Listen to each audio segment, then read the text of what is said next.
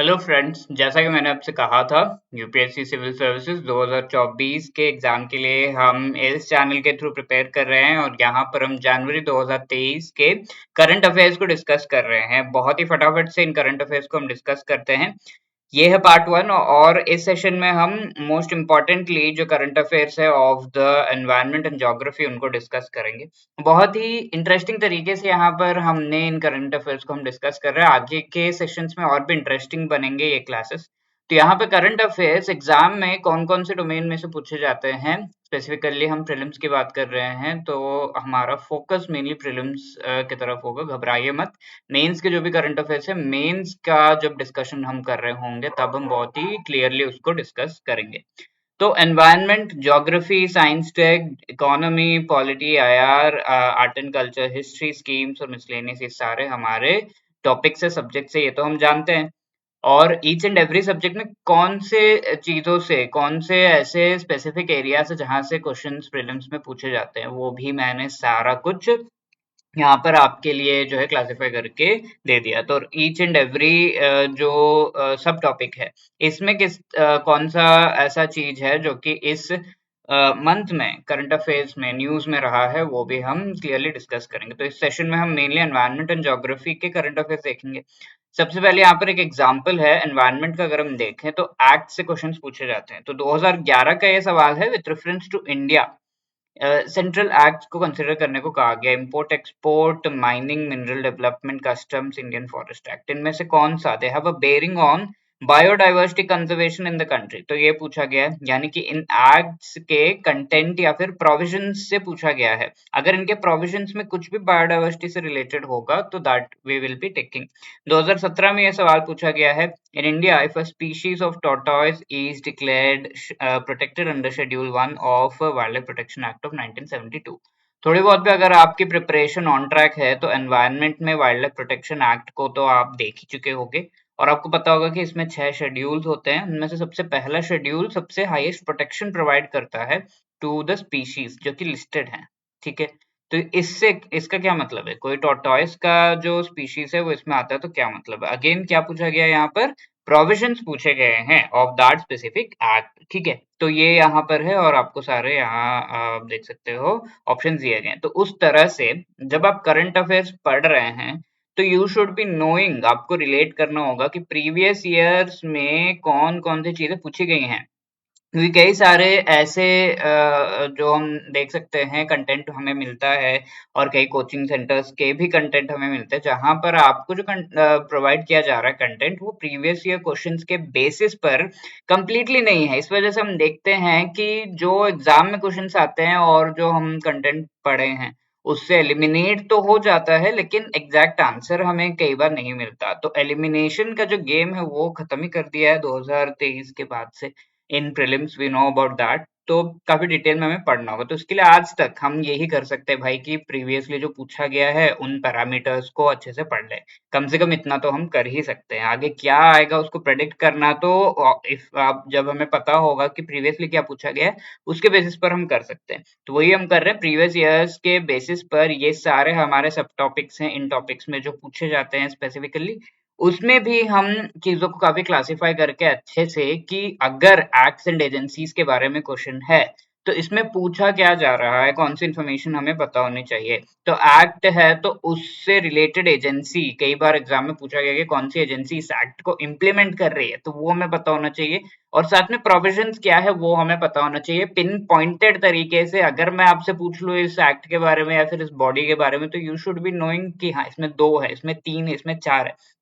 इस वजह से सारे प्रोविजंस को नंबर भी किया हुआ है ताकि आपको फटाफट से वो याद रहे। ठीक है, फॉरेस्ट एडवाइजरी कमेटी न्यूज में था जनवरी 2023 में। ये फॉरेस्ट कंजर्वेशन एक्ट 1980 के तहत एस्टैब्लिश किया जाता है।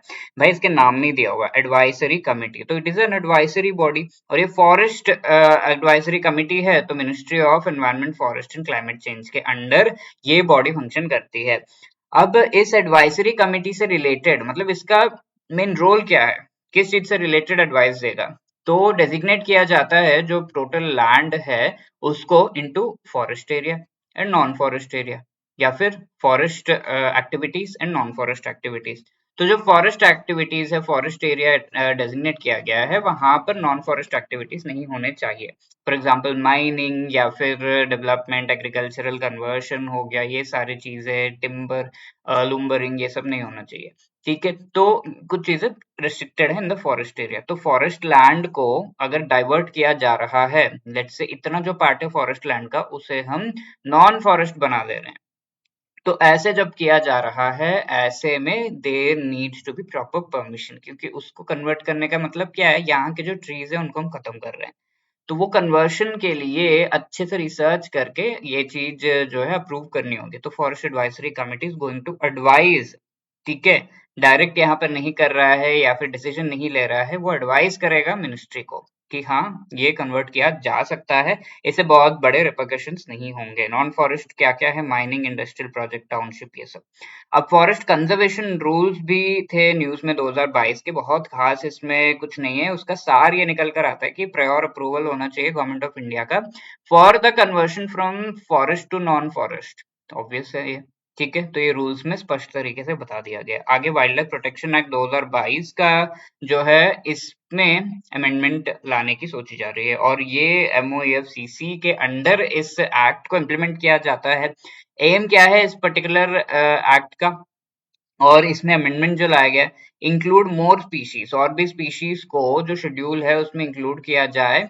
और एक इम्पॉर्टेंट एम है साइट्स को इम्प्लीमेंट करने का। तो जब भी आप किसी स्पीशी के बारे में पढ़ रहे हो, आगे हम भी पढ़ेंगे, तो उस स्पीशीज के जो कंजर्वेशन स्टेटस है वो आप पढ़ते हो। तो मोस्ट इंपॉर्टेंटली हम IUCN कंजर्वेशन स्टेटस पढ़ते हैं। तो IUCN कंजर्वेशन स्टेटस अलग अलग कैटेगरीज हैं इनके, I hope you must be knowing about that. Endangered हो गया, नियर थ्रेटेंड होते हैं, सबसे ज्यादा हम इसको ध्यान देते हैं, CR is the critically endangered, ठीक है। तो ये इसी तरीके से साइट्स के अपेंडिक्स भी हम देखते हैं। तो CITES actually as we know, यहाँ पर हम ये जानते हैं कि इसका फुल फॉर्म है convention on international trade of endangered species of flora and fauna, ठीक है। तो ये एक्चुअली अपेंडिसेस में इन फ्लोरा एंड फौना को कैटेगराइज करता है कि कौन से अपेंडिक्स में अगर कोई, लेट्स से अपेंडिक्स 1 में अगर कोई स्पीशीज लिस्टेड है तो उसके ट्रेड में काफी ज्यादा रेस्ट्रिक्शंस होंगे।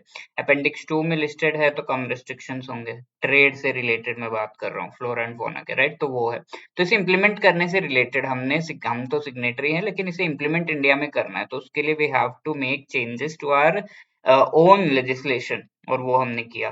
प्रोविजंस क्या क्या हैं, ये जो अमेंडमेंट है इसमें से एक इम्पॉर्टेंट है कि जो शेड्यूल्स है, 6 शेड्यूल्स है एक्चुअली हमारे जो वाइल्ड लाइफ प्रोटेक्शन एक्ट में, इन 6 शेड्यूल में अलग अलग कैटेगरीज के स्पीशीज के ऑर्गेनिजम्स को लिस्ट किया जाता है। वो 6 से 4 बना देंगे, कम कर देंगे। और सैंक्चुरीज को मैनेज करने के लिए वाइल्ड लाइफ जो चीफ वाइल्ड लाइफ वार्डन है उनके द्वारा किया जाएगा, जो वाइल्ड लाइफ सैंक्चुरीज है उन्हें मैनेज करना।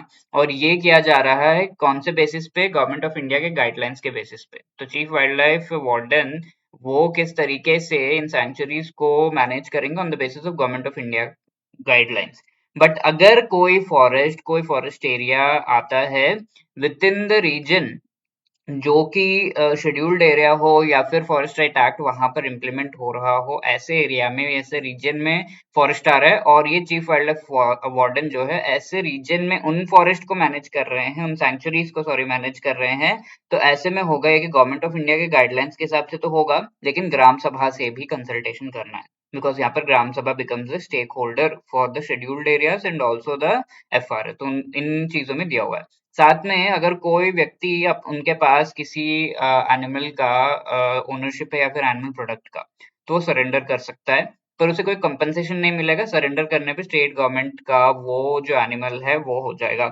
अब इन्वेसिव स्पीशीज से रिलेटेड गवर्नमेंट ऑफ इंडिया ये कह रहा है कि उसे रेगुलेट किया जाएगा, ठीक है। रेगुलेट गवर्नमेंट ऑफ इंडिया करेगा इन्वेसिव एलियन स्पीशीज को। ये बहुत बड़ा इश्यू आजकल हो गया है। हम हाल ही में सुन भी चुके हैं कि कांचनजंगा वगैरह जो हमारे wild life sanctuaries, tiger reserves है, वहां पर बहुत सारे इन्वेसिव प्लांट स्पीशीज का कब्जा हो गया है। तो ये न्यूट्रिटिव वैल्यू में कम होते हैं, और साथ में कई बार पॉइजनस होते हैं, और जो न्यूट्रिटिव वैल्यू में हाई प्लांट्स है उनको ग्रो नहीं होने देते। तो that is why in invasive alien species, ऐसे स्पीशीज जो कि इन्वेसिव है और एलियन है, किसी एक एरिया में वो पहले तो नहीं मिलते थे बट अभी मिल रहे हैं, तो they are alien and they are invasive, यानी कि जो ऑलरेडी वहां पे ग्रो हो रहे हैं प्लांट्स, उन सबको डिस्ट्रॉय कर देते हैं। तो इस तरह के स्पीशीज को रेगुलेट करना। आगे ये दो चीजें तो हम देख चुके हैं, एक्ट्स एंड एजेंसीज। अब क्लाइमेट चेंज इनिशिएटिव देख लेते हैं। तो इनमें से सबसे पहला है नेचर रिस्क प्रोफाइल। तो ये दो चीजें यहाँ पर, नेचर भी है, प्रोफाइल भी दिया हुआ है। ठीक है, तो नेचर रिस्क यानी कि ये इसमें सबसे पहले आपको ये देखना होगा कि कौन से स्टेक होल्डर्स इन्वॉल्व है। तो agencies that are involve are United Nations Environment Programme और S and P Global. S and P Global actually rating agency हम कह सकते हैं, काफी फेमस है। इसके अलावा भी बहुत चीजें हैं, बट ये कंपनीज से रिलेटेड है। ठीक है, कॉर्पोरेट जो कंपनीज है उनसे रिलेटेड उनकी रेटिंग वगैरह, credit rating and all provide होती है। तो यहाँ पर हम ये कह सकते हैं कि ये दोनों कोलैबोरेट कर रहे हैं, यानी कि इसमें होगा ये कि जो कंपनीज हैं वो किस तरीके से अपना नेचर से रिलेटेड प्रोफाइल क्रिएट कर रहे हैं। यानी कि these companies are actually dependent upon nature, और उनका इम्पैक्ट क्या है नेचर पे। दो चीजें, पहला तो वो डिपेंडेंट है, फॉर एग्जांपल वो टिम्बर का यूज कर रहे हैं, वुड का यूज कर रहे हैं, और उनका इम्पैक्ट क्या है नेचर पे। फॉर एग्जांपल वो थर्मल पावर प्लांट है, इस तरह से, राइट। तो वो इम्पैक्ट करेंगे नेचर पे। तो इन दोनों चीजों को असेस करते हुए कंपनीज से रिलेटेड इंफॉर्मेशन प्रोवाइड करना, ये नेचर रिस्क प्रोफाइल, कंपनीज का प्रोफाइल बनाया जा रहा है नेचर को, जिस तरीके से वो रिस्क पहुंचा रहे हैं। तो दैट इज रियली इंपॉर्टेंट। किसी भी चीज को अगर हैंडल करना है उसके लिए इंफॉर्मेशन पहले से चाहिए आपको। तो that proper information must be provided. तो इसका बेसिस क्या है, coming Montreal global biodiversity framework. ठीक है, तो इसके बारे में आगे के क्लासेस में और क्लियरली हम समझेंगे। और ये लॉन्च हुआ था डावोस के WEF summit. What is WEF? World economic forum, right. इसके कोई भी एक रिपोर्ट अगर आपको याद हो वर्ल्ड इकोनॉमिक फोरम के द्वारा जो रिलीज की जाती है, you can let me know in the comment section. आगे बढ़ रहे हैं हम कन्वेंशंस एंड एग्रीमेंट्स के तरफ। तो ये कन्वेंशन तो नहीं कहेंगे, बट एक रेजोल्यूशन है 1991 का, डाइन रेजोल्यूशन। तो ये रिसेंटली न्यूज में था। किस लिए था भाई? तो ये न्यूज में था because of the Jio heritage site. Jio heritage sites को सबसे पहली बार इंटरनेशनल जो रिकॉग्निशन है वो इस रेजोल्यूशन के तहत मिली थी। और ये resolution actually international symposium on conservation of our geological heritage नाम का ये जो सिंपोजियम हुआ था, उसमें ये रेजोल्यूशन किया गया था कि पूरी दुनिया में जैसे कि बायोलॉजिकल रिजर्व्स जो हैं उनके पूरा नेटवर्क बना हुआ है, जिसे हम मैन एंड बायोस्फीयर MAB का पार्ट मानते हैं। तो उसी तरीके से जियो हेरिटेज साइट्स का भी हम एक पूरा रिजर्व का नेटवर्क बनाएंगे। ठीक है, जियो हेरिटेज साइट्स का नेटवर्क बनाएंगे। That is the basic thing. ठीक है, डाइन रेजोल्यूशन क्या है? Digne resolution is related to geological heritage. तो पहली बार इस रेजोल्यूशन को लाते हुए इस सिंपोजियम में पहली बार जियोलॉजिकल हेरिटेज को फर्स्ट टाइम रिकॉग्निशन दी गई थी। जियोलॉजिकल हेरिटेज क्या है? जो रॉक फॉर्मेशंस होते हैं उनको हम जब हेरिटेज कह देते हैं, यानी कि इनका बहुत ही इम्पोर्टेंट हम कह सकते हैं कि इम्पोर्टेंस है in the geological time. Because ये पूरे अर्थ में जो वेरिएशंस आए हैं उनका एक तरीके से प्रीवियस हम कह सकते हैं कि जैसे कि हमें कोई फॉसिल मिलता है तो हम जितना एक्साइटेड होते हैं, जितना इंपॉर्टेंस उसे देते हैं, उस तरह का इंपॉर्टेंस अर्थ के एवोल्यूशन से रिलेटेड है। क्रिएट दिस नेटवर्क 2004 में हमने ये शुरुआत की थी जियो हेरिटेज साइट्स का, और इंडिया ने इसे साइन तो कर दिया है, लेकिन इंडिया में किसी भी तरह का जियो पार्क या फिर geo heritage site globally recognised नहीं है। Although geological survey of India ने नेशनली जो है, अभी तक अगर हम देखें तो 32 नेशनल जियोलॉजिकल मॉन्यूमेंट्स को आइडेंटिफाई कर चुका है, राइट। कोई भी लेजिस्लेशन भी नहीं है इंडिया में जियो हेरिटेज साइट से रिलेटेड, बट यस ये जो है डाइन रेजोल्यूशन के तहत हम इन चीजों को कर रहे हैं। अब आगे हम बढ़ रहे हैं। क्लाइमेट चेंज कन्वेंशन तो हमने देख लिया। इकोसिस्टम्स देखते हैं। इनमें से सबसे इंपॉर्टेंट, सबसे पहली बात है, हम बात करें अबाउट द केल्प फॉरेस्ट। ठीक है, तो ये केल्प फॉरेस्ट एक्चुअली जो ट्रॉपिकल एरियाज के बाहर कूल वाटर्स कहाँ पर हमें मिलते हैं देखने को, आपको आई होप ज्योग्राफी का आइडिया है। तो टेम्परेट जो रीजन्स है वहां पर आपको ओशंस जो है कूल मिलेंगे। ठीक है, तो ये जो कूल ओशंस है वहां के कोस्टल एरियाज में, कोस्ट में आपको ये केल्प फॉरेस्ट देखने को मिलेंगे। ये एक्चुअली फॉरेस्ट नहीं है, ना ही ये प्लांट्स है, दीज आर एक्चुअली एल्गे। ठीक है, एल्गे आर डिफरेंट काइंड के, we can say they are not completely plant, but इनका स्ट्रक्चर ऐसा होता है, लीव्स टाइप के होंगे कि वो प्लांट जैसे दिखेंगे। If you want to have a look, यहाँ पर आपको लिंक दे दी गई है, you can click on it, आपको पीडीएफ जब मिलेगा you can have a look at that. Under water algae weeds होते हैं, ये सी फ्लोर से जो है सरफेस तक आते हैं और ये पूरा फॉरेस्ट जैसा फॉर्म करते हैं। इमेजिन करो, आपको कोरल्स का तो पता होगा, तो कोरल्स जो है अगेन वो भी कोस्ट एरियाज में आपको देखने को मिलते हैं और ये कोरल्स ही खुद में बहुत ही लार्ज इकोसिस्टम फॉर्म करते हैं। वैसा ही इकोसिस्टम आपको इन केल्प फॉरेस्ट से भी देखने को मिलेगा, राइट? तो if you have a look at this video, आपको क्लियरली और आइडिया लग जाएगा। बहुत ही प्यारी वीडियो है। तो ये ऑटोट्रॉफ्स हैं, ये खुद का जो है फूड बनाते हैं। ऑटोट्रॉफ्स हम जानते हैं। एंड हाईएस्ट बायोडाइवर्सिटी, किसी भी ओशन कम्युनिटी का हाईएस्ट बायोडाइवर्सिटी आपको यहाँ पे देखने को मिलेगा। ठीक है, कहाँ पर मिलेगा? ट्रॉपिकल रीजन में बिल्कुल नहीं, कूल वाटर्स चाहिए, शैलो वाटर्स चाहिए, कोस्टल रीजन्स में चाहिए। तो cold nutrient rich coastal clear shallow waters में आपको देखने को मिलेंगे। लोकेशन मेनली जो टेम्परेट रीजन है वहां पर, एंड जो कनाडियन आर्कटिक है, 10% of the total kelp forest आपको वहां पे देखने को मिलेंगे। और इनका, क्योंकि ये टेम्परेट में है और हमारे कोरल्स जो हैं वो आपको देखने को मिलेंगे in the tropical and equatorial regions, तो इस वजह से there is no overlap with coral. Mangroves के साथ कोई ओवरलैप नहीं है। ट्रॉपिक्स में आपको देखने को नहीं मिलेंगे, टेम्परेट पोलर रीजन्स में देखने को मिलेंगे। तो these are the things, kelp forest बहुत इंपॉर्टेंट। लिविंग रूट ब्रिजेस, इन ब्रिजेस के बारे में भी अगर आपको देखने को, click on the second link. यहाँ पर रूट्स को जो है थोड़ा अच्छे से जो है वीव करके मेघालय वगैरह में, तो जो बड़े बड़े या फिर हम कह सकते हैं कि रिवर्स हैं, छोटे भी हों, तो उनके ऊपर से ये रूट्स को किसी तरीके से वीव करके जो है ये बनाया गया है। ठीक है, मेनली रबर फिग ट्री नाम का जो है, फिकस इलास्टिकस से हम कहते हैं, इसका इसके रूट्स को यूज किया जाता है। और ये नॉर्थ ईस्टर्न इंडिया में मेनली आपको देखने को मिलेगा, that too in Meghalaya. Soil type जो होता है मोस्टली रॉकी होता है, माउंटेनियस रीजन्स में ये ग्रो होता है। और जो हमारा जियोलॉजिकल सर्वे ऑफ इंडिया है, इसके द्वारा ग्रीन रूल्स लाए गए हैं, ताकि इस ये जो लिविंग रूट ब्रिजेस है, इन्हें यूनेस्को वर्ल्ड हेरिटेज साइट का टैग मिल सके। ठीक है, ये ट्रेडिशनली बहुत ही सालों से ये किया जा रहा है इन दीज रीजन्स, तो ये टैग मिलना चाहिए। अब क्लाउड फॉरेस्ट नाम से आपको पता चल गया होगा, जो माउंटेनियस रीजन्स है, तो इन माउंटेनियस रीजन्स में कुछ एरियाज में, मेनली ट्रॉपिकल एरियाज में ये होता है।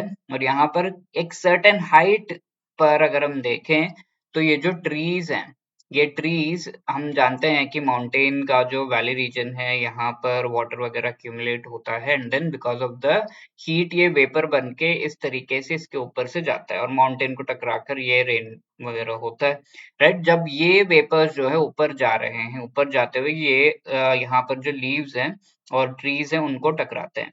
और ये ट्रीज भी स्पेशल काइंड के होते हैं। उनको टकराने के बाद, इनके ऊपर एक्यूमुलेट होने के बाद, जो ये वेपर है उसे ये स्मॉल स्मॉल ड्रॉप्स में चेंज कर देते हैं और ये ड्रॉपलेट्स पूरे तरीके से मिस्ट की तरह स्प्रेड हो जाते हैं, क्लाउड्स फॉर्म हो जाते हैं, राइट? तो इसीलिए इन्हें क्लाउड फॉरेस्ट कहा जाता है। और ये बहुत ही रेयर फॉरेस्ट है।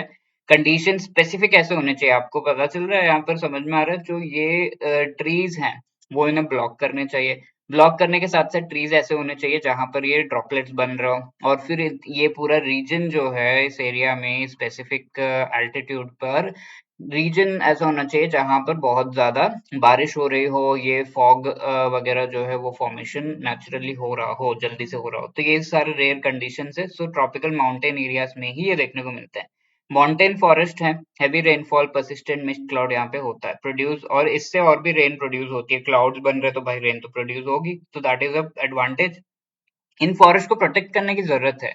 Recently cloud forest assets financing valuable nature based solutions, ये रिपोर्ट लाया गया था अर्थ सिक्योरिटी नाम की जो ये संस्था है उसके द्वारा, एसेट मैनेजमेंट एडवाइजरी फर्म है, उसके द्वारा ये रिपोर्ट लाया गया था कि क्लाउड फॉरेस्ट को एक्चुअली हमें प्रोटेक्ट करना है। क्लाउड फॉरेस्ट बॉन्ड्स भी लाए गए थे बाय दिस स्पेसिफिक, हम कह सकते हैं कि organisation, protect these cloud forest. एक और इनिशिएटिव है क्लाउड फॉरेस्ट 25, CF25 नाम का। तो ये 25 कंट्रीज एक्चुअली कोलैबोरेट कर रहे हैं ताकि क्लाउड फॉरेस्ट से रिलेटेड इंफॉर्मेशन मिल सके और फाइनेंस किया जा सके उनके प्रोटेक्शन को, राइट? अब आगे हम बढ़ रहे हैं प्रोटेक्टेड एरियाज। तो ये थोड़ा सा लेंदी टॉपिक है। वी नो साइलेंट वैली जो नेशनल पार्क है, इसके बारे में थोड़ा बहुत आप सुन चुके होंगे, पलक्कड़ एंड मलापुरम, ये 2 डिस्ट्रिक्ट्स में आपको देखने को मिलेगा केरला में। ठीक है, कितने डिस्ट्रिक्ट? 2 डिस्ट्रिक्ट। तो ये पूछा गया था पहले भी एग्जाम में यूपीएससी में, कितने डिस्ट्रिक्ट्स में ये नेशनल पार्क या प्रोटेक्टेड एरिया है। बर्ड्स यहाँ पर कई सारे, क्रिम्सन बैग सन बर्ड, एक बार आप पढ़ लेना ये सारे बर्ड जो हैं, येलो रोड बुलबुल, ब्लैक बुलबुल, इंडियन व्हाइट आई, इंडियन स्विफ्टलेट, ये सब। ओरिजिन यहाँ पर जो वाटर बॉडीज है उनसे रिलेटेड भी क्वेश्चन पूछा जाता है। तो वाटर बॉडीज में कदालुंडी रिवर नाम का जो है ये एक्चुअली यहाँ पर ओरिजिनेट हो रहा है, साइलेंट वैली के माउंटेन्स में ही, हिल्स में ही ओरिजिनेट हो रहा है। तो दिस इज रियली इंपॉर्टेंट। अब नियर बाय एरियाज में भी कुछ रिवर्स जो है वो ओरिजिनेट हो रहे हैं। फॉर एग्जांपल भवानी रिवर नाम का रिवर जो कि कावेरी का ट्रिब्यूटरी है, और कुंतीपुजा नाम का ये रिवर जो कि भरतपुजा का ट्रिब्यूटरी है। तो ये दोनों रिवर्स आसपास के एरिया में ओरिजिनेट हो रहे हैं। और यहाँ नियर बाय हिल्स जो है उनसे रिलेटेड भी क्वेश्चन कई बार पूछ लिया जाता है। मुकुर्ती अंगीदा पीक्स, ये साइलेंट वैली नेशनल पार्क के आसपास आपको देखने को मिलेंगे और उसके अंदर देखने को मिलेंगे। ये पार्ट है actually of the Nilgiri biosphere reserve, western Ghats wild life heritage site 2007 का पार्ट है ये। तो पूरा वेस्टर्न घाट्स नहीं, थोड़ा पार्ट जो वेस्टर्न घाट्स का है उससे हम कह सकते हैं कि वर्ल्ड हेरिटेज साइट माना गया है। Sorry, it is a world heritage site, and ये वर्ल्ड हेरिटेज साइट 2007 में डेजिग्नेट किया गया था वेस्टर्न घाट्स के कुछ रीजन्स को, और ये रीजन्स में साइलेंट वैली नेशनल पार्क भी आता है। अब हम आगे बढ़ रहे हैं। केरला में एक और बर्ड सेंचुरी है, कोल। ये वेटलैंड है एक्चुअली। त्रिशूर डिस्ट्रिक्ट एक ही डिस्ट्रिक्ट में है, और यहाँ पर राइस बहुत ज्यादा उगाई जाती है। तो अराउंड 40% जो केरला की राइस रिक्वायरमेंट यहीं से फुलफिल होती है। इसके साउथ में और नॉर्थ में एक रिवर है। साउथ में क्या है? S C Chalakudy. नॉर्थ में क्या है? N B, that is Bharathapuzha river north में है। ठीक है, नॉर्थ में भरतपुजा, साउथ में चालाकुडी नाम का ये रिवर है। अब ये पार्ट है of the central Asian flyway, तो आप याद रख सकते हो वेटलैंड है तो ये सेंट्रल एशियन फ्लाईवे का पार्ट है। और यहाँ पर एक सर्वे भी हुआ था रिसेंटली, और इस वजह से ये न्यूज में था। एशियन वाटर बर्ड काउंट 2023 का एक पार्ट कोल बर्ड सेंचुरी में हुआ था। और ये इंपॉर्टेंट है बिकॉज ये रामसर साइट है, साथ में इंटरनेशनल बर्ड एरिया भी है। ठीक है, आगे बढ़ रहे हैं हम। कतरनी घाट वाइल्ड लाइफ सैंक्चुरी, ये यूपी में है, बहराइच डिस्ट्रिक्ट में, तो एक ही डिस्ट्रिक्ट में है। यहाँ पर कई सारे एंडेंजर्ड स्पीशीज आपको देखने को मिलते हैं वाइल्ड लाइफ सेंचुरी में। राइनो हो गया, गैंजेटिक डॉल्फिन, बहुत ही इंपॉर्टेंट स्पीशीज, थोड़ा पढ़ लेना इसके बारे में। घड़ियाल, swamp deer, tiger, hispid hare, white bat and long billed vultures, ये सारे जो है यहाँ पर देखने को मिलेंगे। तो वल्चर के कितने टाइप्स इंडिया में हैं, साथ में उनमें से कौन से क्रिटिकल एंडेंजर्ड है ये आपको पता होना चाहिए। यूनिक चीज यहाँ पर ये है कि ये कनेक्टिविटी प्रोवाइड करते हैं। मेजर जो दुधवा इंडिया में है, and Kishanpur tiger reserve India में है, विथ बर्दिया नेशनल पार्क जो कि नेपाल में है। ठीक है, तो एनिमल्स को इंडिया नेपाल तो पता नहीं है, दे कीप क्रॉसिंग ओवर। और इनके बीच, तो नेपाल में जो बर्दिया नेशनल पार्क है और इंडिया में दुधवा वगैरह, इनके बीच का लिंकेज हम कह सकते हैं कतरनी घाट वाइल्ड लाइफ सेंचुरी प्रोवाइड करता है। तो ये दुधवा टाइगर रिजर्व का ही पार्ट माना जाता है। प्रोजेक्ट टाइगर में 1987 में से इंक्लूड किया गया था। अब बल्लभपुर वाइल्ड लाइफ सेंचुरी बी एंड बंगाल, वेस्ट बंगाल में है ये। डियर कंजर्वेशन पार्क इसमें है। ठीक है, डियर पार्क भी से कहा जाता है। चीतल या फिर स्पॉटेड डियर, ब्लैक बक बहुत ज्यादा यहाँ देखने को मिलते हैं। वाइल्ड लाइफ सेंचुरी है तो माइग्रेटरी बर्ड्स भी यहाँ पे आते हैं, विस्लिंग्स, पिनटेल, स्टील्स नाम के। ट्रीज यहाँ पर साल, आकाशमणि और शिशु, कैश्यू नट, ये सब आपको ट्रीज देखने को मिलेंगे। और ये क्योंकि माइग्रेटरी बर्ड्स आ रहे हैं तो Ramsar as well as international bird area भी है। और अमरावती टाइगर रिजर्व, तो ये काफी इंपॉर्टेंट एक टाइगर रिजर्व है। ये actually second largest tiger reserve है। तो लार्जेस्ट टाइगर रिजर्व के बारे में यूपीएससी में प्रीवियसली पूछा गया है। Second largest is Amaravati tiger reserve in Telangana. Largest कौन सा है? Nagarjuna Sagar Srisailam tiger reserve in Andhra Pradesh. ठीक है, एपी में है ये। अब यहाँ पर क्या है, नागर कर्नूल और नलगोंडा डिस्ट्रिक्ट जो तेलंगाना के हैं वहां पे 2 डिस्ट्रिक्ट्स में फैला हुआ है ये। इसमें नागार्जुन विश्व विद्यालय के रूइंस भी आपको देखने को मिलेंगे। कई सारे डैम्स है आसपास, श्रीसाइलम, नागार्जुन सागर, ये दोनों कृष्णा रिवर से फेड होते हैं। ठीक है, नलमला हिल्स में आपको देखने को ये मिलेगा इन तेलंगाना। अब आगे एरविकुलम नेशनल पार्क, ये तमिलनाडु में है। यहाँ पे फ्लोरा बहुत इंपॉर्टेंट, नीलकुरिंजी नाम का, तमिलनाडु। और ये नीलकुरिंजी नाम का जो ये फ्लावर है, 1 in 12 years ये फ्लावर करता है। 2030 में अगला जो है ये फिर से खुलेगा ऐसा कहा जा रहा है। तो ये 1 in 12 years ये जो है इसके फूल जो है वो खुलते हैं। साथ में नीलगिरी तहर नाम का बहुत ही इंपॉर्टेंट स्पीशीज यहाँ पर आपको देखने को मिलेगा। कनन देवन हिल्स नाम के जो हिल्स हैं वो भी आपको सदर्न वेस्टर्न घाट में देखने को मिलेंगे। अन्नमुडी नाम के जो हिल्स है वो भी आपको सदर्न इंडिया का हाईएस्ट जो पीक है, वी नो की highest peak of southern India है अन्नमुडी। और ये आपको वहां पर देखने को मिलेगा this Eravikulam national park, near by hill है। और ये एक्चुअली 2695 मीटर्स टॉल है। ऑल्सो शोला यहाँ पर वेजिटेशन आपको देखने को मिलेगी। शोला वेजिटेशन क्या होता है, वी नो की ये मोजाइक वेजिटेशन है जहां पर बड़े ट्रीज और जो ग्रासलैंड्स है इनके बीच हम कह सकते हैं कि एक मिक्स एंड मैच टाइप का मोजाइक टाइप का होता है। ठीक है, तो that is the thing. Kawal tiger reserve ये तेलंगाना में है। गोदावरी एंड कदम रिवर आप देखोगे इस टाइगर रिजर्व के थ्रू जा रहे हैं। ड्राई डेसिडुअस टीक फॉरेस्ट आपको यहाँ पे देखने को मिलेगा। नालाबाना बर्ड सेंचुरी काफी इंपॉर्टेंट, 1987 में इसे जो है बर्ड सेंचुरी डिक्लेयर किया गया। एंड ये नालाबाना एक्चुअली जो हमारी चिलिका लेक है कंप्लीटली उसमें एक आइलैंड है। चिलिका लेक उड़ीसा में, वी नो अबाउट दैट। तो उसमें एक आइलैंड है। ये आइलैंड हमेशा नहीं दिखता है बट जब वाटर कम है तो ऐसे में आइलैंड दिखेगा, वाटर ज्यादा है तो ये कवर हो जाता है। तो ये जो आइलैंड है इस पे माइग्रेटरी बर्ड्स कई सारे बैठते हैं, इंसान तो नहीं बट बर्ड्स तो यहाँ पर हैं। बार हेडेड गीस, ग्रेटर फ्लेमिंगो, हेरॉन्स, ये सारे आपको यहाँ पे देखने को मिलेंगे। That is why it is really important and it was in the news. अब आगे हम बढ़ रहे हैं, प्रोटेक्टेड एरियाज तो देख लिए। अब पोल्यूशन से रिलेटेड जो है कई बार क्वेश्चंस पूछे जाते हैं। तो माइक्रोप्लास्टिक सबसे पहला हमारा टॉपिक है। लेस देन 5 mm के अगर हो that is called microplastic. Size भी डेजिग्नेट किया गया है। इसके दो टाइप्स है, primary and secondary. Primary commercial use के लिए होता है, कई सारे कॉस्मेटिक्स में ये माइक्रोप्लास्टिक्स होते हैं ताकि स्किन को रब करे, ये करे वो करे इस तरीके से। तो ऑब्वियसली ये फाइनली एंड अप होते हैं इन द ओशन। और क्लॉथ के पीसेस और ये सब जो है कट के और या फिर क्लॉथ पर ये यूज होते हैं और फिर ये फाइनली वाटर बॉडीज में देखने को मिलते हैं। सेकेंडरी क्या है, अब ये प्राइमरी जो प्लास्टिक है माइक्रो छोटे से, ये अब और ब्रेक डाउन होते हैं। ठीक है, इनके और पीसेस बन जाते हैं तो और छोटा हो गया ये, माइक्रो से भी छोटा। तो that is secondary microplastic. Cosmetic plastic products में आपको देखने को मिलेंगे। बट साउथ कोरिया में एक फिल्टरिंग प्रोसेस है जिसमें माइक्रोप्लास्टिक वाटर में से प्यूरिफाई किया जा सकता है। ठीक है, अब आज के डेट में हम जो वाटर पीते हैं उसमें माइक्रोप्लास्टिक डेफिनेटली है। और साउथ कोरिया में एक फिल्टर लाया गया है कि उसे कर दिया जाए फिल्टर। ठीक है, ह्यूमंस को क्या एंडोक्राइन सिस्टम, जेनेटिक मॉडिफिकेशन इसमें जो है वेरिएशंस ले आता है। अब आगे है ब्लैक कार्बन। तो स्ट्रेट अवे जो चीजें हम सीधा जला देते हैं तो उसमें से जो धुआं हुआ निकलता है उसमें आपको ब्लैक कार्बन देखने को मिलता है। शॉर्ट लिव्ड होता है, that is a good thing. But global warming potential इसकी अगर हम देखें तो सेकंड लार्जेस्ट कंट्रीब्यूशन करता है टू ग्लोबल वार्मिंग। फर्स्ट कौन है हमारा, सबसे बड़ा भाई, कार्बन डाइऑक्साइड। और इजी रिमूवल इसका होता है, क्विकली वॉश आउट हो जाता है। शॉर्ट लिव्ड है, क्विकली वॉश आउट हो जा रहा है, तो that is a plus point. But yes, brick kiln, solid fuel, burning, अगर किसी चीज को सीधा बर्न कर रहे हैं तो उसमें से ब्लैक कार्बन निकलता है। डीजल, ओपन बर्निंग, ये सब में एनवायरमेंटल इम्पैक्ट इसके ज्यादा है।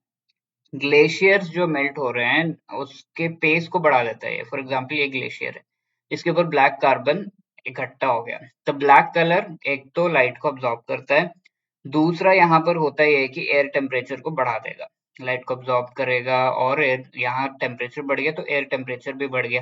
तो ये जो आइस पीस है उसका भी टेम्परेचर बढ़ गया। टेम्परेचर बढ़ने पे ये अलग होने लगता है, फास्ट पेस में इसका मेल्टिंग होता है। Fly ash in India, this is also important. तो ये बाई प्रोडक्ट निकलता है from the thermal power plants. Abundant contents इसमें क्या है, ऑक्साइड्स होते हैं, सिलिका, एल्यूमिनियम, कैल्शियम के। ट्रेस में आर्सेनिक, बोरॉन, क्रोमियम, लेड, ये सब देखने को मिलेगा, बहुत ही हार्मफुल। एंड यहाँ पर आप देख सकते हो कुछ हैवी मेटल्स भी हैं। इंडियन कोल में एक्चुअली हाई ऐश आपको देखने को मिलेगा, 30 to 45%। इम्पोर्टेड कोल में 10 से 15% ही होता है। That is why we mostly import coal, even though India में इतना सारा कोल है। फ्लाई ऐश यूटिलाइज भी किया जा सकता है। तो एमओएफसीसी, हमारी जो मिनिस्ट्री ऑफ एनवायरनमेंट है, it is making efforts for the same. Environment protection act 1986 को अमेंड किया हमने। फर्स्ट नोटिफिकेशन 1999 में हम लेकर आए कि भाई हमें फ्लाई ऐश को यूज करना है। कैसे यूज करना है, सीमेंट वगैरह में ये यूज कर लिया जाता है। फुल यूटिलाइजेशन करना है, बट 2009 ऑल्दो वो हुआ नहीं है, बट वी आर ट्राइंग। अब आगे हम रिपोर्ट्स देख रहे हैं। पोल्यूशन तो हमने देख लिया, कुछ रिपोर्ट जो कि एनवायरनमेंट से रिलेटेड है। तो 2 रिपोर्ट जैन में थे। ओजोन रिकवरी असेसमेंट रिपोर्ट 2022, ठीक है। तो ओजोन जो होल हो गया है उसमें हम देख रहे हैं कि ओजोन होल किसकी वजह से हुआ है, सीएफसीज की वजह से। तो we have phased out CFCs, धीरे धीरे हम उसको यूज करना बंद कर रहे हैं, कई कंट्रीज ने बंद कर चुके हैं, ठीक है। सीएफसीज के बदले हम एचएफसीज यूज कर रहे थे, एंड उसके बाद हमने इसको भी रिप्लेस किया क्योंकि ग्लोबल वार्मिंग पोटेंशियल इसकी बहुत हाई है। और उसके बाद हम बाकी जो है यूज कर रहे हैं chemicals with which we can avoid them, ठीक है। तो ये चीजें हमने की, और ओजोन होल कितना भरा है भाई, कितना हम आगे बढ़े हैं, असेस किया जा रहा है इस रिपोर्ट के थ्रू। डब्ल्यूएमओ, यूएनईपी, एनओएए जो कि अमेरिकन वी कैन से यह एक एसोसिएशन है, नासा, यूरोपियन कमीशन, ये सारे मिलकर एक्चुअली इस रिपोर्ट को लेकर आए हैं। एम क्या है, ऑब्वियसली असेस करना ओजोन डिप्लीटिंग सब्सटेंसेस के रिडक्शन को। और इस रिपोर्ट के हिसाब से फाइंडिंग ये है कि we are on track to recovery, और ओजोन डिप्लीटिंग सब्सटेंसेस के लेवल्स 2022 में इतने हैं कि 1980 के समय जितने थे। 1980 ऐसा समय था जब ओजोन होल जो है वो नहीं था, ठीक है। उस टाइम के जितने हैं उतने, तो वी आर ऑन ट्रैक, सही पॉजिटिव चीज जो है हमें यहाँ पे देखने को मिल रहा है। अगली रिपोर्ट क्या है, urban forestry and urban grinning in dryland report. तो यूएनएफएओ के द्वारा ये रिलीज किया जा रहा है ग्रीन अर्बन ओएसिस प्रोग्राम के तहत, ठीक है। Urban forestry and urban grinning से रिलेटेड ये रिपोर्ट है। रेजिलियंस ऑफ ड्राईलैंड सिटीज ऐसे सिटीज जहां पर फॉरेस्ट्रीज ये सब सही से ग्रो नहीं हो पाएंगे, तो dryland cities. But tackling climate, health, food and economic challenges वहां पर जो हैं उनको टैकल करके ऐसे एरियाज में भी ग्रीनरी कैसे बढ़ाया जा सकता है। Improve livelihoods and wellbeing in 100 cities में नेक्स्ट 3 years में हमें लाइवलीहुड को बेटर करना है। ऐसे सिटीज जहां पर हम कह सकते हैं कि ड्राई लैंड्स हैं वो सब, तो that is green urban oasis programme, ठीक है। ओयासिस क्या होता है, डेजर्ट के अंदर पानी का सोर्स अगर देखें तो वी कॉल इट ओयासिस। वैसे डेजर्ट के अंदर पानी मिल जाना बहुत ही अच्छी चीज है, तो ऐसे ही ड्राई लैंड में ट्रीज थोड़े बहुत अगर हम उगा पाए, दैट इज द ओयासिस। तो ग्रीन ओयासिस है ये, ठीक है। तो ऐसे ग्रीन अर्बन ओयासिस को क्रिएट करना ऐसा प्रोग्राम, और ये 100 सिटीज में 3 years में हम क्रिएट करेंगे, इस तरीके से ये प्रोग्राम है United Nations food and agriculture organisation का, ठीक है। अब आगे स्पीशीज है, नॉर्दर्न पिनटेल, और इन स्पीशीज से रिलेटेड जो कोई हम अगर फिनोमिनन या फिर कोई चीज है इंपॉर्टेंट, तो वो हम यहाँ पे देख रहे हैं। माइग्रेट होते हैं ये विंटर साउथ में आते हैं, इंडिया में आते हैं, नॉर्दर्न पिनटेल, ठीक है। वेटलैंड्स ऑब्वियसली, ग्रासलैंड, तंद्रा, और एस्टुअरीज में आपको ये देखने को मिलेंगे। तो विंटर्स विंटर्स में ये इंडिया में आ रहे हैं, तो ऑब्वियसली ये कहाँ बहुत ही ठंडे इलाके में रहते होंगे, ठीक है। और कहाँ है वो, Nearctic, Palearctic, Europe, North America, North Asia, यहाँ पर लीस्ट कंसर्न इसका आईयूसीएन स्टेटस है। इंडिया में नेचुरली ये नहीं मिलते। Nicobar long tail macaque obviously India में मिल रहे हैं, ये कहाँ पे, ओनली 3 आइलैंड्स पे ये देखने को मिलते हैं इंडिया में, Katchal, Little and Great Nicobar Islands, इसीलिए निकोबार लॉन्ग टेल मैकाक इसका नाम रख दिया गया है। ऑब्वियसली प्राइमेट स्पीशीज है ये, वल्नरेबल स्टेटस है इसका, इंडिया में नेचुरली देखने को मिलते हैं। निकोबार आइलैंड के लार्जेस्ट मैमल स्पीशीज भी है ये, ठीक है। निकोबार मेगापोड नाम का भी हम कह सकते हैं ये है। This is a kind of bird, और ये फ्यू निकोबार आइलैंड्स पे देखने को मिलता है। ये नेस्ट जो बनाता है वो माउंड जैसा नेस्ट बनाता है, ठीक है। यंग डिग आउट एंड वो इंडिपेंडेंट होते हैं, इसमें से जो है यंग डिगिंग करके बाहर निकलते हैं, तो ये जब तक ये बच्चा ना हो काफी प्रोटेक्टेड रहता है। और यहाँ पर हम ये कह सकते हैं ग्रेट निकोबार आइलैंड में ये देखने को मिलता है, वल्नरेबल है ये, इंडिया में नेचुरली देखने को मिलता है, जी हाँ। स्पॉट बेलीड ईगल ऑल भी रिसेंटली न्यूज में था। फर्स्ट टाइम शेषाचलम में ये देखने को मिला, ठीक है। आंध्रा में है शेषाचलम जगह, थर्ड टाइम आंध्र प्रदेश में देखने को मिला, it was in the news. Forest में ये देखने को मिलता है 300 to 3000 मीटर्स के हाइट में। इंडिया में yes you can see that, Sri Lanka, south east Asia में आपको देखने को मिलता है। आईयूसीएन स्टेटस लीस्ट कंसर्न्ड है। साइट्स के अपेंडिक्स 2, यानी कि अपेंडिक्स 1 में मोस्ट प्रोटेक्शन, 2 में कम, तो 2 में कम प्रोटेक्शन इसको मिल रहा है। डब्ल्यूपीए हमारा वायरलेस प्रोटेक्शन एक्ट की शेड्यूल 4 में है, शेड्यूल 1 में हाईएस्ट प्रोटेक्शन है, शेड्यूल 4 में लेस है। इंडिया में नेचुरली देखने को मिलता है, जी हाँ। ये काफी भूतिया सी जो स्क्रीम है इसकी होती है, इंसानों जैसी, ठीक है? इसीलिए घोस्ट ऑफ द फॉरेस्ट भी इसे कहा जाता है। अब डरिएगा मत। फिफ्थ यहाँ पर क्या है? इंडियन स्टार टॉर्टोइस, ठीक है? तो ये इसका आईयूसीएन स्टेटस वल्नरेबल है। सिटी साइट्स का जो है साइट्स में आपको अपेंडिक्स 1 में देखने को मिलेगा, वाइल्ड लाइफ प्रोटेक्शन एक्ट में शेड्यूल 4 में। तो थोड़े थोड़े से वेरिंग इंडियन स्टार टॉर्टोइस के यहाँ पर आपको स्टेटस देखने को मिल रहे हैं। और ये कन्फिस्केशन जो कस्टम्स एक्ट के तहत अगर इसे ले जाते हुए पकड़ा गया आपको, तो उसे कन्फिस्केट कर दिया जाएगा, सजा होगी। एक्सपोर्ट जो है इसका नहीं होना चाहिए फॉरेन ट्रेड पॉलिसी के तहत इंडिया के, ठीक है? नेचुरली इंडिया में मिलता है, जी हाँ। इसका हैबिटेट एग्रीकल्चर को लॉस हो रहा है और हार्वेस्टिंग पेट के लिए बहुत ज्यादा यूज किया जाता है। टॉर्टोइस है, पेट के लिए बहुत ज्यादा यूज होता है। अब बर्ड्स आ गए, सेज वैबलर, कुछ भी वैबल करते रहता है ये, ठीक है? माइग्रेटरी स्पीशीज है। मेल इसका जो है रैंडम फ्रेजेस बोलता है, और ये फीमेल को अट्रैक्ट करने का इसका तरीका है। मिमिकिंग जो है, जितना ज्यादा फ्रेजेस ये बोलेगा उतने ज्यादा फीमेल मेट्स जो है अट्रैक्ट होंगे। Different kinds of song always ये गाता है, ठीक है? दैट इज वाई वैबलर इसे कहा गया है, कुछ भी बोलते रहता है। वेटलैंड, वेटलैंड्स में आपको देखने को मिलेगा, केरला में इसे देखा गया है। आईयूसीएन स्टेटस इसका लीस्ट कंसर्न्ड है। इंडिया में नेचुरली तो नहीं मिलता, but yes it was scene. Himalayan griffon vulture, ये माइग्रेटरी स्पीशीज है अगेन। हिमालयाज को ये नेटिव है, तो हिमालयन ग्रिफॉन। अब यहाँ पॉइंट कैलमेर वाइल्ड लाइफ सैंक्चुरी जो कि तमिलनाडु में, वहां पे देखा गया था इसे, हिमालयन वल्चर को।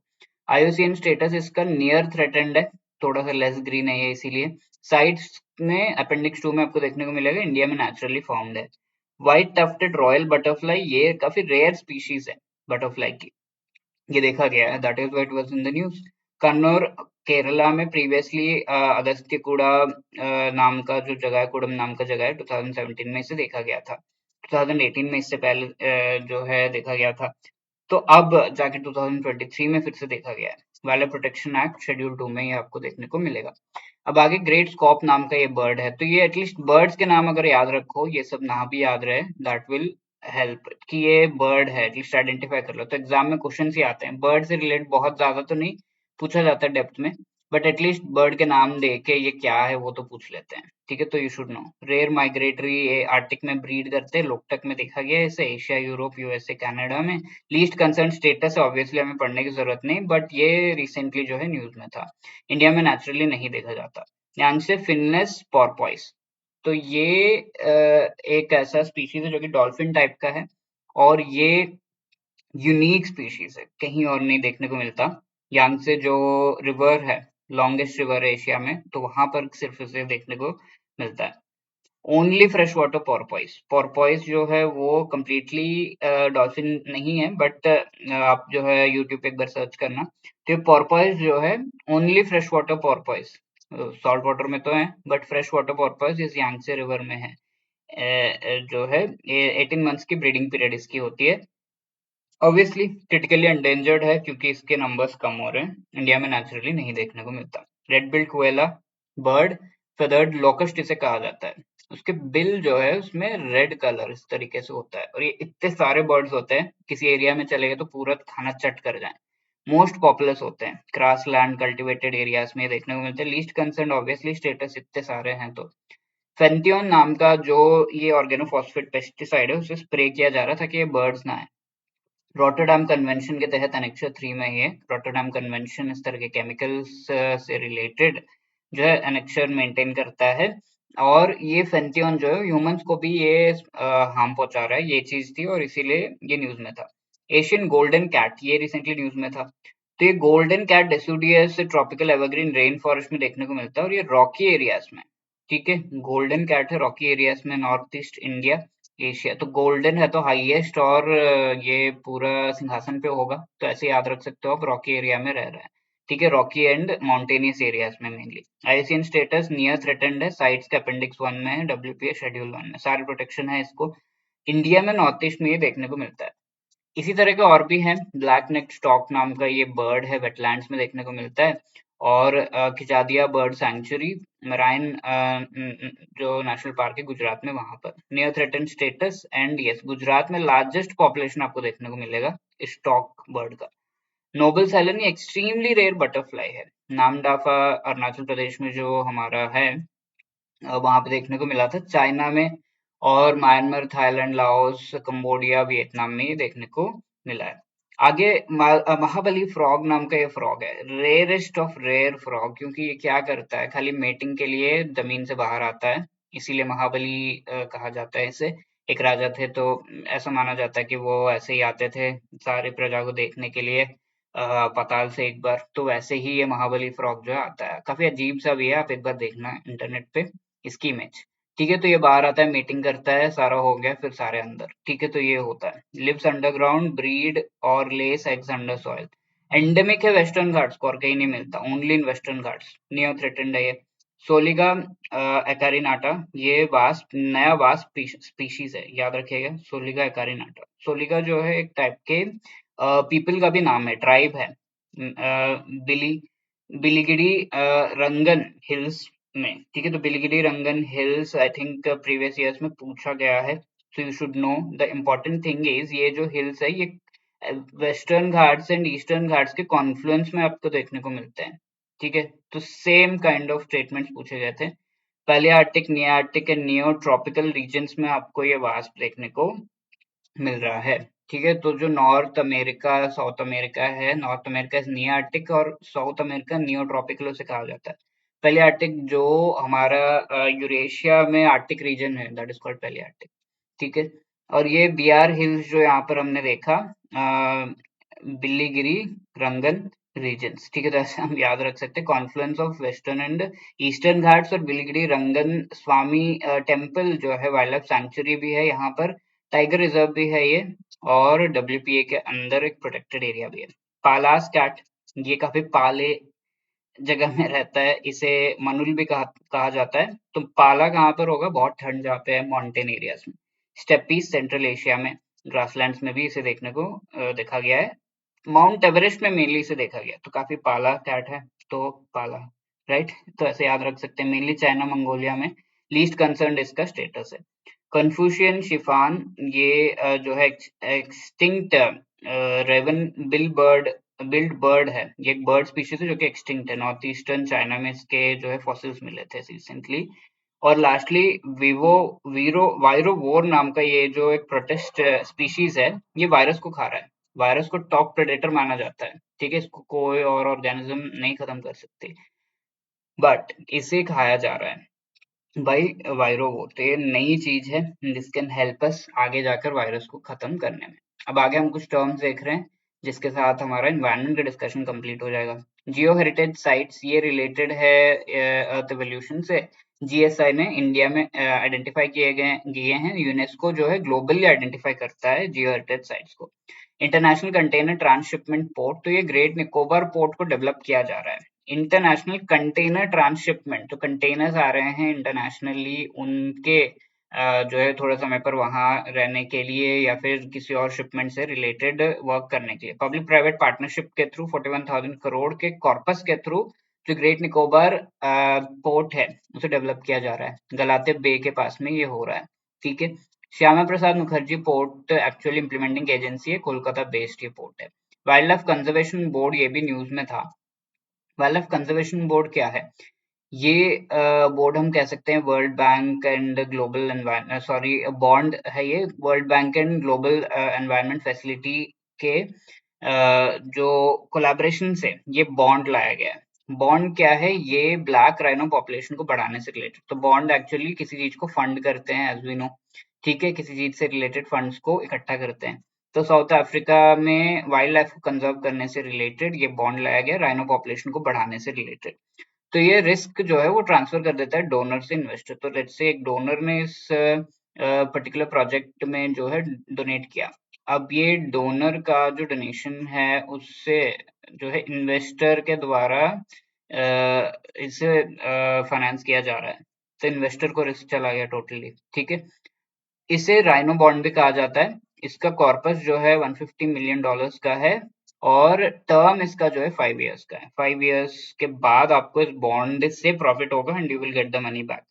एशियन वाटरबर्ड सेंसस, ये रिसेंट अभी हमने देखा, फ्रीक्वेंसीज के एनुअल है, ये इंटरनेशनल वाटरबर्ड सेंसस का पार्ट है। 1987 में स्टार्ट किया गया था। Wetland international, Bombay natural history society, इन दोनों के द्वारा। तो बॉम्बे नेचुरल हिस्ट्री सोसाइटी 1883 में एस्टेब्लिश की गई थी। इसे scientific and industrial research organisation ऐसे डेजिग्नेट किया गया है by the department of science and technology. तो जियो हेरिटेज साइट्स को अगर आपको देखना है, इस लिंक को आप क्लिक कर सकते हो। Moving on to the next, geographical phenomenon, global overturning circulation. तो ये जो हमारे पोल्स हैं, पोल रीजन एंड हमारा जो इक्वेटोरियल ट्रॉपिकल रीजन है, उनके बीच जो वाटर का सर्कुलेशन है वो होता है। तो पोल से वाटर जो है डीप इनसाइड ऐसे आते हैं, और ट्रॉपिक से ये वाटर, जो सी वाटर की मैं बात कर रहा हूँ, वो वाटर जो है सरफेस पे जाता है। That is called global overturning circulation. तो इसमें डिस्ट्रप्शंस हो रहे हैं, ठीक है, तो चेंजेस आ रहे हैं इसमें, तो जिसके वजह से वाटर अगर इस तरीके से नहीं होगा तो हीट का डिस्ट्रीब्यूशन नहीं होगा और पूरा का पूरा हीट बैलेंस चेंज हो जाएगा। तो दैट इज एन इश्यू। इस वजह से न्यूज में था। इसका मीनिंग क्या है? Equatorward transport of cold water, equatorward आ रहा है नीचे से, and poleward transport of warm water near surface से जा रहा है। कार्बन एंड हीट, दो चीजों को ट्रांसपोर्ट करता है ये। इसमें दो सेल्स है, अपर एंड लोअर सेल्स जो है वो होते हैं। एक अपर सेल यहाँ पे, लोअर सेल जो है यहाँ पे है, ठीक है। Northern and southern hemisphere basically है ये। नॉर्दर्न हेमिस्फीयर में north Atlantic deep water, Atlantic meridional overturning circulation, ये नाम है। सदर्न ओशन मेरिडियोनल जो हमारा ये ओवरटर्निंग सर्कुलेशन है, इसमें Antarctic bottom water and it's return flow जो है पैसिफिक डीप वाटर, ये दोनों हैं, ठीक है। तो ये नाम आपको याद रखना, बेसिक फिनोमिनन जो है वो आपको समझ में आ गया। होलोसिन इपॉक, अभी का जो इपॉक है, जो टाइम पीरियड है, जियोलॉजिकल टाइम पीरियड, उसे हम कहते हैं Holocene epoch. Geological time period क्या है? पूरे अर्थ में कई सारे चेंजेस आए थे, और इन चेंजेस में एक इंपॉर्टेंट चेंज ये है कि पहले काफी सारे आइस एजेस आए हैं। मूवी देखी होगी आपने? तो ये आइस एज में होता ये है कि पूरा आइस, आइस ही आइस होता है। हमारे कई सारे नेचुरल हार्बर्स उसकी वजह से बने हैं। और मोस्ट इम्पोर्टेंटली नॉर्वे के जॉर्ड्स, नॉर्वे में जॉर्ड नाम के स्ट्रक्चर्स होते हैं। तो ये ऐसे हैं, आपको पता चल जाएगा, समझ में आ जाएगा कि इस तरीके से है। यहाँ से आइस जो है फिसल के गया होगा, और उसके वजह से एक डीप ऐसे ट्रेंच बन जाता है, और सी वाटर जो है उसमें फिल हो जाता है। तो ये सी वाटर के वजह से ये जॉर्ड जो है वो बन गया, ठीक है। तो ये सारी चीजें बनी है क्योंकि पहले आइस था, अब आइस मेल्ट हो गया, कभी आइस एज नहीं है, राइट। तो इस तरीके से चेंजेस आ रहे हैं, और इसमें से एक टाइम पीरियड को इपॉक भी कहा जाता है। Current period 12,000 and to 11,500 years ago start हुआ था ये, पैलियोलिथिक आइस एज के बाद।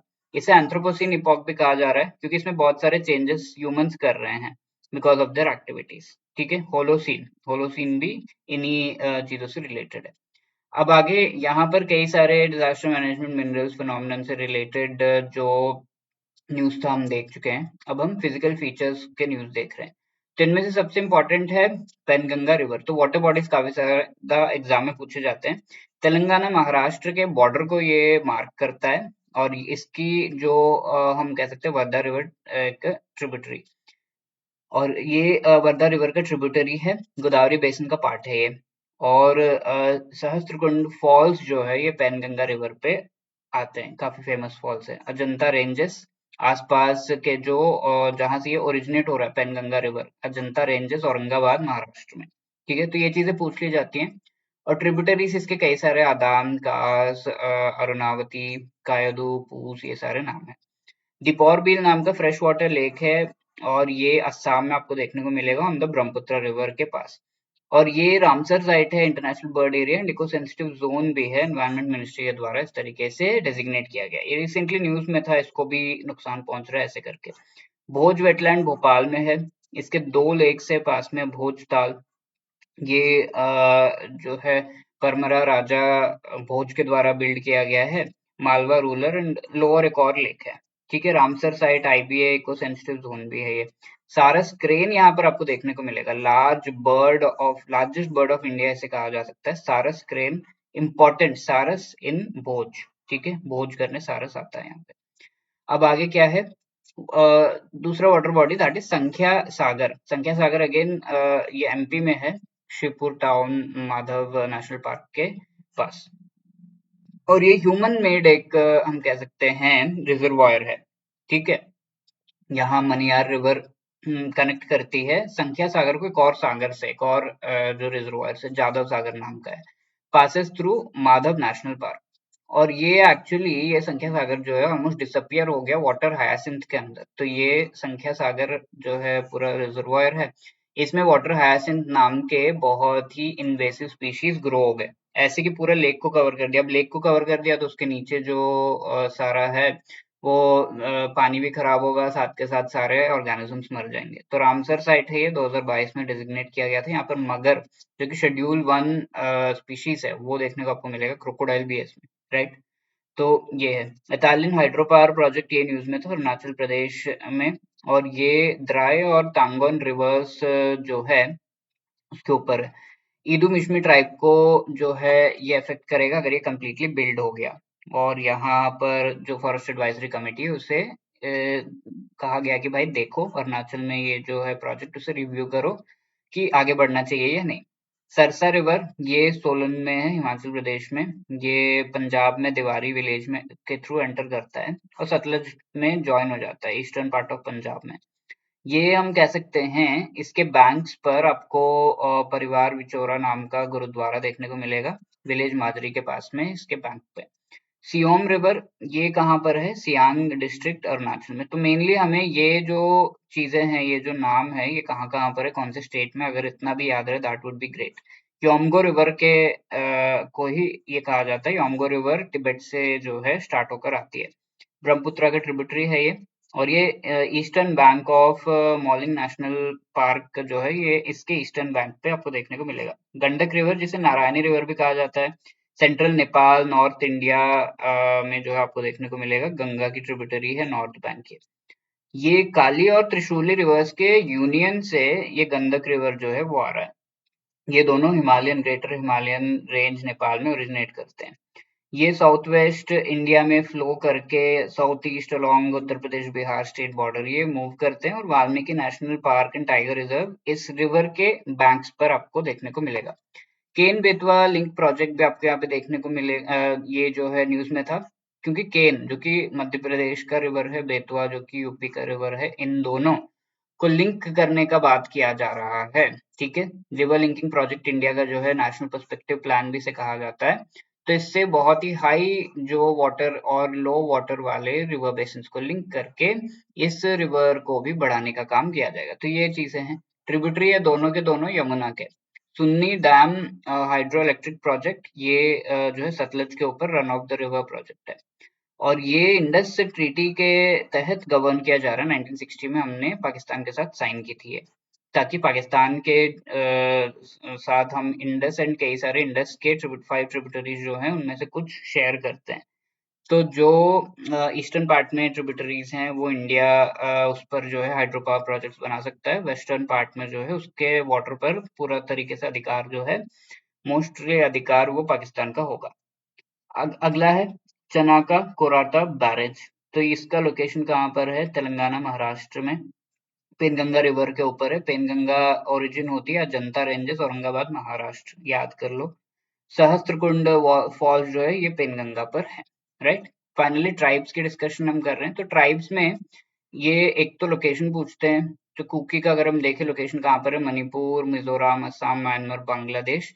और ये फेस्टिवल कौन से सेलिब्रेट करते हैं, तो मीम कूट नाम का फेस्टिवल।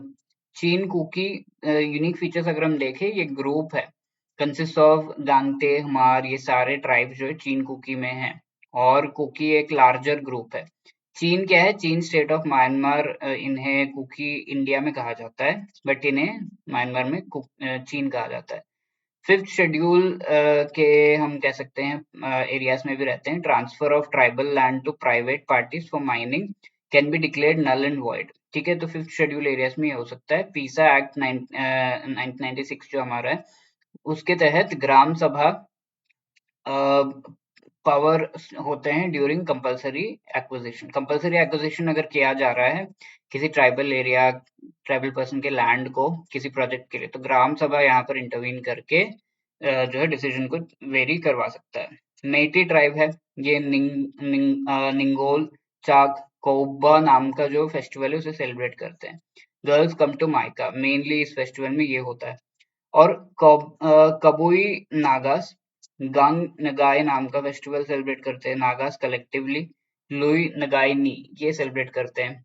और कुछ ट्राइब्स मणिपुर में है, फेस्टिवल जो वहां पर सेलिब्रेट किए जाते हैं, योसांग जिसे जो कि दुर्गा पूजा उसे कहा जाता है, कंग जो कि रथ यात्रा है उसे कहा जाता है, और थबल चोंगबा नाम का ये फोक डांस है जो ये करते हैं। साथ में चेइरोबा जो मणिपुरी न्यू ईयर है वो सेलिब्रेट किया जाता है बाय द रंगकुल नागास। ये काइंड ऑफ नागास है जो कि चुम्पा नाम का ये जो फेस्टिवल है वो सेलिब्रेट करते हैं, हार्वेस्ट फेस्टिवल है बेसिकली।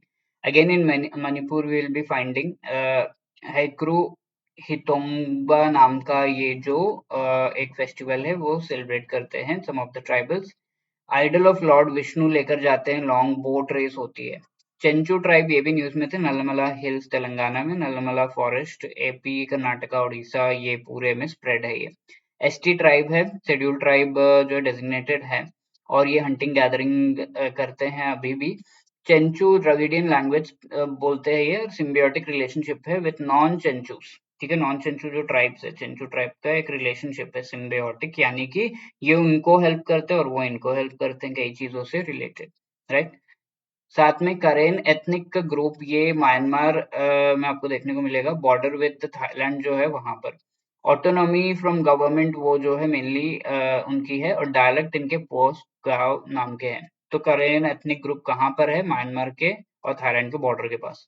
थारू ट्राइब ये एसटी ट्राइब है जो कि शेड्यूल ट्राइब, इन्हें जो है डेजिग्नेशन दिया गया है उत्तराखंड, यूपी, बिहार तीनों में, एंड नेपाल में भी कुछ हैं इनके ट्राइब्स के मेंबर्स। ठीक है, वुमेन मोर प्रॉपर्टी राइट्स पाती हैं इन ट्राइब्स में। तो कई सारे ऐसे ट्राइब्स है जो हम कह सकते हैं कि ये जो मदर हैं उनकी लिनिएज फॉलो करते हैं और उन्हें ज्यादा इंपॉर्टेंस देते हैं। हंटिंग गैदरिंग एग्रीकल्चर दोनों टाइप के लॉर्ड शिवा को ये वर्शिप करते हैं। और बाइगा ये सॉर्सरर ट्राइब है, बाइगा यानी कि सॉर्सरर, जो फ्यूचर देख लेते हैं और कई सारी चीजें मैजिक ये सब करते हैं। पीवीटीजीस है छत्तीसगढ़, झारखंड, बिहार, उड़ीसा, वेस्ट बंगाल, मध्य प्रदेश, उत्तर प्रदेश में। पीवीटीजीस है पर्टिकुलरली वनरेबल ट्राइबल ग्रुप्स, है ना। Tattooing for all the occasions ये करते हैं। First community to get habitat rights in India. Actually semi nomadic है ये एक जगह टिकते नहीं है। शिफ्टिंग एग्रीकल्चर कई बार ये करते हैं। Okay, so these were all the current affairs. और भी चीजें हम डिस्कस करेंगे आगे के सेशंस में। एंड अगर आपको ये सेशंस अच्छे लग रहे हैं, you can like share and comment also. इस में और क्या इम्प्रूवमेंट करने वो भी आप बता सकते हो इन सेशंस में। टेलीग्राम चैनल के थ्रू आप लिंक जो है हो सकते हो हमारे साथ, nt.me कृष्ण सखा IAS ये हमारा जो टेलीग्राम चैनल है, ये आप टाइप करोगे यू विल गेट इट। और इस टेलीग्राम चैनल पे ये सारे जो पीडीएफ्स आपको मिल जाएंगे। आप हमें मेल भी कर सकते हो, krishnasakha@gmail.com। Thank you, all the best.